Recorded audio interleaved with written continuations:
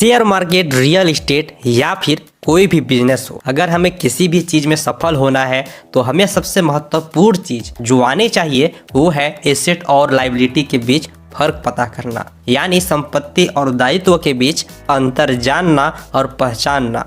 क्योंकि जरूरी नहीं है कि जो चीज हमें नॉर्मल आंखों से एसेट दिखाई दे रहा हो वास्तव में एसेट हो यानी संपत्ति हो, या फिर जरूरी नहीं है कि जो चीज़ हमें लायबिलिटी दिखाई दे रहा हो वास्तव में लायबिलिटी हो यानी दायित्व हो सकता है कि ये चीज़ें आपके समझ में ना आ रहा हो, इसलिए चलिए बेसिक्स से समझते हैं। सबसे पहले जानते हैं कि वास्तव में संपत्ति का मतलब क्या होता है। दोस्तों, संपत्ति का मतलब होता है ऐसा कोई भी चीज़ जो आपके जेब में पैसा डालने का काम करता हो, और दायित्व का मतलब होता है ऐसा कोई भी चीज़ जो आपके जेब से पैसा निकालने का काम करता हो। एग्जाम्पल के लिए मान लीजिए आप 10 लाख रुपए का एक कार खरीदते हैं जिसका भुगतान आपको हर महीने 30,000 रुपये किस्त चुकाते हुए करना है। तो सोच के देखिए कि ये कार आपके लिए एसेट है या फिर लायबिलिटी। अगर हम किसी आम आदमी से पूछें जिसे नहीं मालूम कि एसेट और लायबिलिटी का रियल मतलब क्या होता है,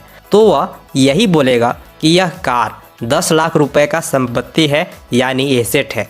पर यह सच नहीं है, क्योंकि अगर आप 10 लाख रुपए के इस कार का नगद भुगतान भी कर लेते हैं और घर लाकर रखते हैं, तो उसके तुरंत बाद भी अगर आप उस कार को उसी शोरूम में वापस ले जाकर बेचते हैं जिस शोरूम से आपने उस कार को खरीदा था, तो वे शोरूम वाले आपको उतना पैसा भी नहीं देंगे जितना में आपने उस कार को खरीदा था। क्योंकि आपने उस कार को यूज कर लिया है, इसलिए उस कार का कीमत भी घट जाएगा।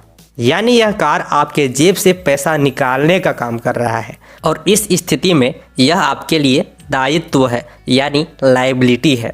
और तब भी लायबिलिटी होगा जब आप इसके लिए हर महीना 30,000 रुपये किस्त चुकाते हैं। पर सबसे बड़ा रोचक बात यह है कि इस कार को लायबिलिटी से एसेट में बदला जा सकता है अगर हम इस कार के जरिए किसी तरीके से इसके किस्त से ज़्यादा कमा लें। एग्जाम्पल के लिए अगर हम इस कार को बुकिंग पर दे देकर महीने का 50,000 रुपये भी कमा लेते हैं, तो उस पैसे से हम 30,000 रुपये किस्त भी चुका सकते हैं, और बचे हुए 20,000 रुपये में से ड्राइवर खर्चा और पेट्रोल खर्चा छोड़कर हम 15,000 रुपये कमा भी सकते हैं, जो कि हमारा नेट प्रॉफिट होगा। यानी इस कंडीशन में यह कार एसेट का रूप ले लेगा, क्योंकि अब इसका एसेट्स का अमाउंट इसके लायबिलिटी के अमाउंट से ज़्यादा है, यानी अब यह बैलेंस में है। इससे हमको यह सीख मिलता है कि अगर कोई चीज़ है जो लायबिलिटी के रूप में है, तो उस चीज़ में हम बदलाव करके उसे एसेट में भी बदल सकते हैं।